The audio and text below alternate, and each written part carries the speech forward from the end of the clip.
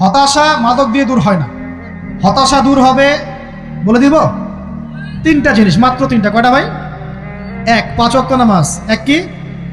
নামাজে আপনি অজু করে সিজদা দেন, ইনশাল্লাহ আপনার মনে প্রশান্তি না আসলে আমাকে এসে বলেন যে আসে না। চোখের পানি, মনের আবেগ যা আছে আপনার ভিতরে, কষ্ট, দুঃখ, যন্ত্রণা, সব আল্লাহকে ঢেলে দিবেন ইনশাল্লাহ। নিজের আবেগ ধরে রাখবেন এখানে, আপনি আল্লাহর জন্য ঢেলে দিবেন। মানুষকে আবেগ দেখা কি লাভ? মানুষ আপনার চোখের পানির মর্ম বুঝবে? মানুষ কি মানুষের চোখের পানির মর্ম বুঝে? আপনার পিতা যদি মারা যায়, আমার কাছে এসে দোয়া চান, কান্নাকাটি করে, আমি দোয়া করতে পারবো, কিন্তু আমি কিন্তু আপনার ফিলিংসটা বুঝতে পারবো না। আপনার অনুভূতি কে বুঝতে পারবেন? আল্লাহ পাক আপনার ঘাড়ের রগের চেয়েও কাছে আছে। সুবহানাল্লাহ, সুবহানাল্লাহ। আল্লাহ পাক ঘাড়ের রগের চেয়ে কাছে আছে। গতকালকে বাংলাদেশের একজন বরেণ্য আলেমের সাথে একটা কনফারেন্সে ছিলাম। উনি বলছিলেন যে এক ব্যক্তি, এটা শোনেন, এক ব্যক্তি খুব তার শখ যে তিনি সাহাবীদের মতো নামাজ পড়া শিখবেন। কথা বুঝতে পারছেন? সাহাবীদের মতো নামাজ শিখবেন। তো একজন বরেণ্য আলেমের কাছে এসেছেন, এসে বলছেন যে আমাকে সাহাবীদের মতো নামাজ শিখিয়ে দেন। তখন সেই আলেম আরেকজন আলেমের সন্ধান দিয়েছেন, যা তুমি তার কাছে যাও, তিনি শেখাবেন। তো সেই ব্যক্তি একটু অবাক হয়েছেন, কারণ যাকে প্রশ্ন করেছিলেন তিনি অনেক বড় মুহাদ্দিস, আর যার কাছে পাঠানো হচ্ছে তিনি অত বড় মুহাদ্দিস নন, কিন্তু আবেদ, আমল করেন। তাকে গিয়ে বলছেন উনি আমাকে পাঠিয়েছেন সাহাবীওয়ালা নামাজ শিখিয়ে দেন। তখন তিনি বলছেন ঠিক আছে, সুন্দর করে অজু করে আসো, সুন্দর করে অজু করে আসো। অজু করার সময় খালি খেয়াল রাখবা যে আমি অজু করছি শুধু আল্লাহর সন্তুষ্টির জন্য। কি খেয়াল রাখবেন? অজু করছি শুধু আল্লাহকে রাজি খুশি করার জন্য অজু করছে, আর কোনো উদ্দেশ্য নাই আমার। অজু করতে যাচ্ছে, তিনি আবার বলছেন দাঁড়াও, শুধু আল্লাহকে রাজি খুশি করার জন্য অজু করো। আবার শুরু করছেন, আবার বলছেন শোনো, শুধু আল্লাহকে রাজি খুশি করার জন্য অজু করো। এভাবে বলতেই আছেন, নামাজে দাঁড়িয়েছেন, দাঁড়ানোর আগে বলছেন শোনো, শুধু আল্লাহকে রাজি খুশি করার জন্য নামাজ পড়ো। বলতেই আছেন। এক পর্যায়ে সে ব্যক্তি নামাজ শুরু করলো, নামাজে মনোযোগ এদিক ওদিকে যায়, আর তার মাথায় এটা আসে, এই শুধু আল্লাহকে রাজি খুশি করার জন্য আমাকে নামাজ পড়তে হবে, শুধু আল্লাহকে রাজি খুশি করার জন্য নামাজ পড়তে হবে। এই চিন্তা তার মনের মধ্যে ঘুরপাক খাচ্ছে। এভাবে নামাজটা সে শেষ করে চিন্তা করছে যে নামাজ তো পুরোপুরি মনোযোগ দিতে পারলাম না। বারবার মাথার মধ্যে এরকম চিন্তা আসছে, আল্লাহ আমাকে তো মাফ করে দাও, নামাজটা আমার মনে হলো না ঠিক মতো। তখন সে ফিরে এসে তার সে ওস্তাদকে বলছেন আমার তো নামাজ এরকম করে পড়লাম, কিন্তু শেষমেশ মনে হলো যে নামাজটা হয়তো কবুল হয় নাই, আল্লাহর কাছে খুব মাফ চাইলাম, আল্লাহ আমাকে মাফ করে দাও, নামাজটা মনে হলো না। তখন সেই যে প্রথম ব্যক্তি যিনি পাঠিয়েছেন তিনি বলছেন এটাই হলো সাহাবীওয়ালা নামাজ। তারা আল্লাহকে রাজি খুশি করার জন্য নামাজ পড়তেন, নামাজ শেষ করে আল্লাহর কাছে ইস্তেগফার করতেন, আল্লাহ কিছুই হলো না। আমার কথা কি বুঝতে পারছেন? অতএব আল্লাহকে রাজি খুশি করার জন্যে আপনি আপনার আবেগ, আপনার ইবাদত সব ঢেলে দিবেন ইনশাআল্লাহ। অন্য কারো কাছে কিছু পাওয়ার আশা করবো? আমাকে আল্লাহ পাঠিয়েছেন দুনিয়াতে নামাজ পড়তে, রোজা রাখতে, দিনের প্রচার করতে, দিনের জ্ঞান অর্জন করতে, এই তো। তা আমি একজন মেয়ের জন্য জীবন নষ্ট করে দিব কেন? আমি তাহলে আল্লাহর কাছে কি মুখ দেখাবো, আর নবীর কাছে কি মুখ দেখাবো? ওখানে গিয়ে বলবো আল্লাহ আমি আমার অমুক প্রেমিকার জন্য আশেক হয়ে একদম জীবন দিয়ে দিয়েছি, আত্মহত্যা করেছি। গেছে ভাই, যাইতে দেন। যে ব্যক্তি আপনার অবস্থানকে মূল্যায়ন করে নাই সে আপনার যোগ্য ছিল না। এখন আপনি কি করবেন? নিজের অবস্থান উন্নত করেন, আপনার পিছনে লাইন ধরে ঘুরবে ইনশাআল্লাহ। এটাই বাস্তবতা। দুনিয়া খুব খারাপ জিনিস। মানুষের অবস্থানকে মূল্যায়ন করে, মানুষের অবস্থানকেই মূল্যায়ন করে, কিন্তু আল্লাহ রাব্বুল আলামিন আপনাকে সর্বাবস্থায় ভালোবাসেন। আলহামদুলিল্লাহ। এই যে আমরা এখন অনেক পাপ করছি না, আল্লাহ কি আমাদেরকে আযাব দিয়ে ধ্বংস করে দিয়েছেন? আল্লাহ পাক এখনো আমাদেরকে ভালোবাসেন, রহম করেন, আল্লাহ পাক অপেক্ষা করছেন কখন তওবা করবে, আমি তওবা কবুল করব। এই কখন আমার বান্দা খালি একবার বলে আস্তাগফিরুল্লাহ, আল্লাহ পাক সাথে সাথে মাফ করে দেবেন ইনশাআল্লাহ। আর সেই আল্লাহকে ভুলে আপনি কার পিছনে ছুটছেন? আমরা কিন্তু নিয়াত করতে পারি ভাই যে আমরা যারা ওয়াজ শুনলাম জীবনে কোনোদিন সিগারেটে হাত দিব না ইনশাআল্লাহ। রাজি আছি ভাই? অন্য বড় বড় জিনিস তো বহুত দূরের কথা। আচ্ছা, অনেকে রাজি হয় নাই কেন? আপনারা কি অলরেডি আসক্ত? আমি অনেক ভাইকে দেখেছি মাশাআল্লাহ ইফতার খুলেই একদম বেনসন টানা শুরু করে। হ্যাঁ, এটা যে হারাম আপনাদের কেউ ওয়াজ করে শোনায় নাই? এটাকে কি মনে করেন আপনারা, হারাম না হালাল? কেউ বলেছে মাকরু, নাকি মাকরু ফতোয়া দিয়েছে? মাকরুহ শব্দের অর্থ জানেন আপনি? মাকরুহ শব্দের অর্থ কি একটু শোনেন। সূরা বনী ইসরাঈল খুলবেন। কোন সূরা? সূরা বনী ইসরাঈল আল্লাহ পাক বলছেন, আমি বনু ইসরাঈলকে এই কাজগুলো করতে নিষেধ করেছিলাম। কোন কোন কাজ? জেনা করো না, জেনার ধার কাছে যেও না, এতিমের মাল আত্মসাৎ করো না, শিরিক করো না ইত্যাদি। যারা আলেম আছেন তারা আমার কথা বুঝবেন। এই কাজগুলোর পরে আল্লাহ পাক বলছেন যে এই প্রত্যেকটা কাজ আল্লাহর কাছে মাকরুহ, অপছন্দের। কিসের? অপছন্দ। আর এটাকে আপনি সহজ মনে করছেন? নিয়াত করি আল্লাহ পাকের সন্তুষ্টির জন্য আমরা কোনোদিনও মাদকের সাথে সম্পৃক্ত হব না ইনশাআল্লাহ। আর বিশ্বাস করেন, শুধুমাত্র মাদকদ্রব্য নিয়ন্ত্রণ অধিদপ্তর এই আইন কানুন এগুলো দিয়ে, জরিমানা দিয়ে মানুষকে মাদক ছাড়ানো যাচ্ছে না, যাবে না। কেন যাবে না এটা আপনারা খুব ভালো করেই জানেন, আমি বলতে চাচ্ছি না। অনেক সময় মাদক বিরোধী কনসার্ট করে মানুষ, মাদক বিরোধী কনসার্টে ওঠার আগে এক বোতল ডাইল খেয়ে আসে আগে। এগুলো কি বাস্তব কথা বলছি না অবাস্তব কথা বলছি?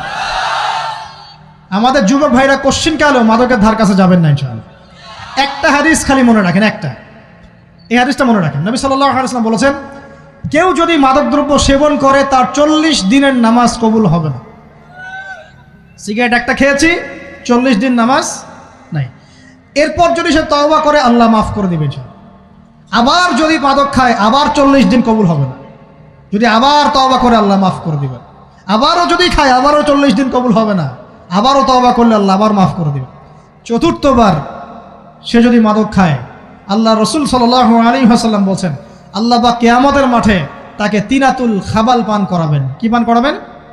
তিনাতুল খাবাল। সাহাবীরা বললেন, ইয়া রাসূলুল্লাহ, এটা কি তিনাতুল খাবাল? কি?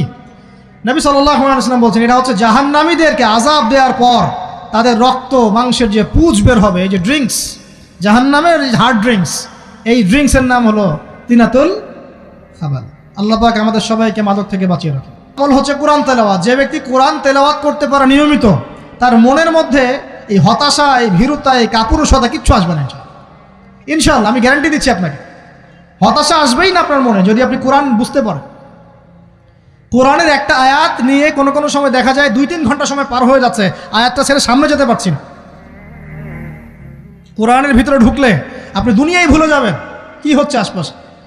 আমি এমন অনেক আলেমকে দেখেছি যে একটা বই, পাতলা একটা বই, আরবি বই নিয়ে পড়া শুরু করেছেন, ওই যে ফজরের পরে জোহরের ওয়াক্ত হয়ে যাচ্ছে, বইটাই শেষ করতে পারেননি এখন। বুঝতে পারবেন না? যখন আপনি ইলমের ভিতরে ঢুকে যাবেন, কোরআনের ভিতরে, হাদিসের ভিতরে, আপনার দুনিয়ার খেয়ালই নাই। একজন আলেম, তিনি এক রাত্রে একটা বই লিখেছিলেন, চটি বই, এক রাত্রের মধ্যে। বলা হচ্ছে, তার সম্পর্কে বলা হচ্ছে যে রাতের খাবার তাকে দেয়া হয়েছে যে আপনি এটা খেয়ে নেন। তো সে খাবারটা পাশেই আছে, খাবারটা খাবো, এটা লিখে খাবারটা খাবো, এরকম তার চিন্তা ছিল। ফজর হয়ে গেছে, বই লেখাও শেষ, খাবার এই অবস্থায় পড়ে আছে, ডুবে গেছেন ভিতরে, খাওয়ার মাথায় তার খেয়াল নাই। এরকম হয়। একজন মনীষী, বিখ্যাত মনীষী, রিয়াদুস সালেহীন কিতাবের রাইটার, সংকলক আল্লামা নববী রাহিমাহুল্লাহ, এরকম সারা রাত চলে গেছে, পাশে 2টা খেজুর, ওই 2টা খেজুর খাওয়ারই সময় পান। হাদিস নিয়ে গবেষণা করতে রাত পার হয়ে গেছে।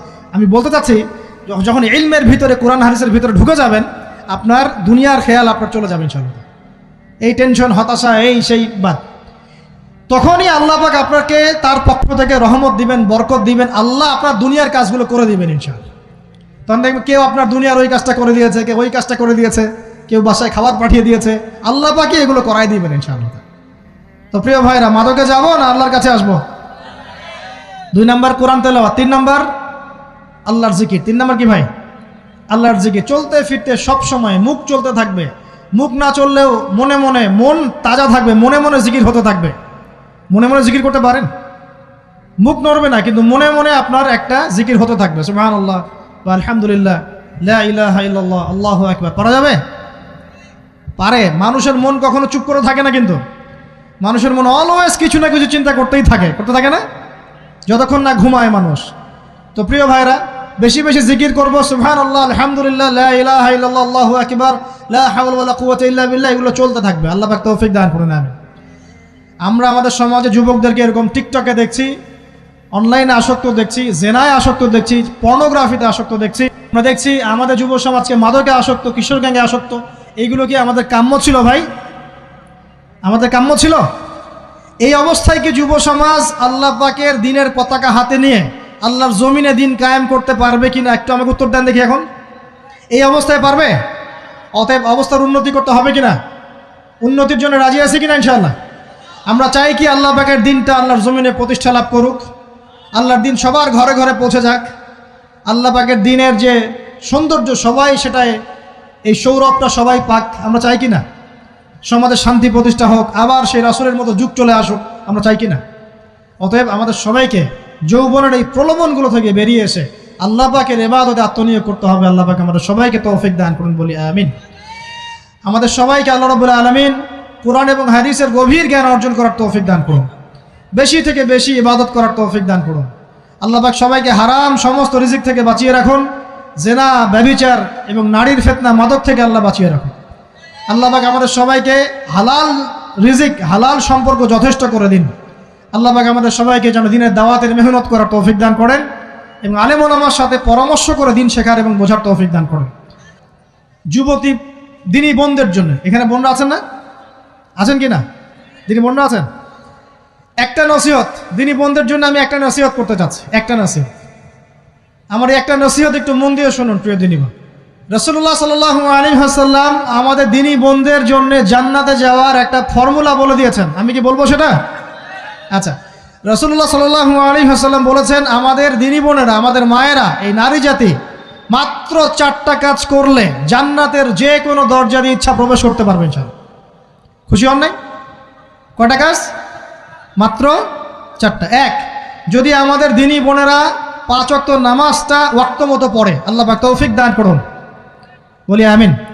2 নাম্বার, যদি তারা রমাদান মাসের রোজাটাকে ঠিক মতো আদায় করতে পারে। 1 নাম্বার 5 ওয়াক্ত নামাজ ঠিকঠাক আদায় করা, 2 নাম্বার রমজান মাসে সাওম রাখা, 3 নাম্বার তাদের লজ্জাস্থানের হেফাজত করা, মানে শরঈ পর্দা মেনটেন করা, শরঈ পর্দা মেনটেন করা। এবং আমি বলে দেই, চেহারাটা আপনাদের পর্দার অন্তর্ভুক্ত। এটা নিয়ে অনেক বাকবিতণ্ডা হয় না সমাজে, চেহারা দেখানো যাবে কি যাবে না ইত্যাদি। চেহারা আপনার পর্দার অন্তর্ভুক্ত বিষয়, ফুল স্টপ। এর উপরে ফতোয়া অনেকে অনেকভাবে দিচ্ছে, কিন্তু বরেণ্য উলামায়ে কেরামের কিতাবগুলো ঘাটাঘাটি করেন, তাদের ফতোয়া হচ্ছে চেহারা আপনার পর্দার অন্তর্ভুক্ত বিষয়, চেহারা ঢেকে রাখবেন, আল্লাহ পাক তৌফিক দান করুন। চোখ থাকবে খোলা, ঠিক আছে। 4 নাম্বার, স্বামীর আনুগত্য করতে হবে। স্বামীর আনুগত্য, এই যে আনুগত্য শব্দ শুনলেই মানুষের একটা মানে নেগেটিভ ধারণা তৈরি হতে পারে। স্বামীর আনুগত্য মানে কি আমি তার দাসত্ব করব? আনুগত্য মানে, প্রিয় দিনী বোন, আনুগত্য মানে দাসত্ব নয়। আনুগত্য মানে কোরআন সুন্নাহর যে বিধানগুলো আপনার স্বামী আপনাকে পালন করতে বলবে, আপনি সেগুলো করবেন, আপনি করতে বাধ্য। কিন্তু স্বামী যদি কোরআন সুন্নাহর বাইরে কিছু করতে বলে, সেটা মানতে আপনি বাধ্য নন। স্বামী যদি আপনাকে বলে যে সুদ খাও, এই সুদী এনজিওতে আসো, নাম লেখাও। স্বামী যদি আপনাকে বলে যে আসো বেপর্দায় বাইরে যাই, সাজুগুজু করে বের হও, চলো ঘুরে আসে বেপর্দায়। স্বামী যদি বলে দেবরকে একটু খাবারটা দিয়ে আসো, আমার অফিসের কলিগ আসছে, খাবার পরিবেশন করো, আসো ডাইনিংয়ে আসো, এই যে হারাম কাজ, বেপর্দার আদেশ করছে, সুদের আদেশ করছে, আপনি সেগুলো পালন করবেন না। কিন্তু হালাল বৈধ যে কোনো বিষয় আপনি স্বামীর আনুগত্য করবেন, এটা আপনার উপর ফরজ। এই 4টা কাজ যদি আপনি করতে পারেন, জান্নাতের যে কোনো দরজা দিয়ে ইচ্ছা আপনি প্রবেশ করতে পারবেন ইনশাআল্লাহ। আল্লাহ পাক আমাদের দিনী বোনদেরকে এই 4টা কাজ করার তৌফিক দান করুন। আমাদের সবাইকে আল্লাহ পাক জান্নাতের জন্য কবুল করুন, বলি আমিন।